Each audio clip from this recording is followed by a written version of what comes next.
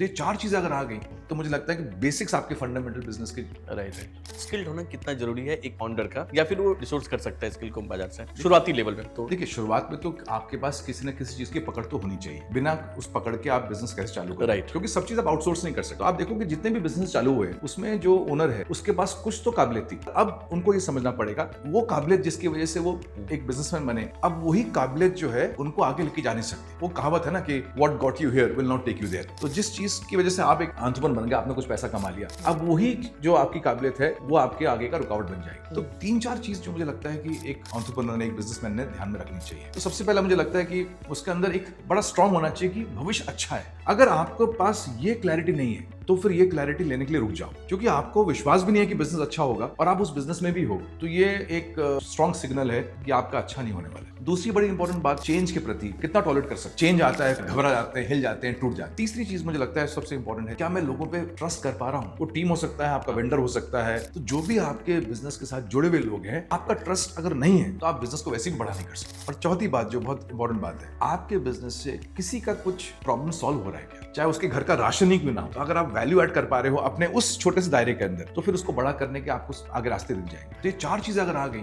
तो मुझे लगता है कि बेसिक्स आपके फंडामेंटल बिजनेस के राइट राइट।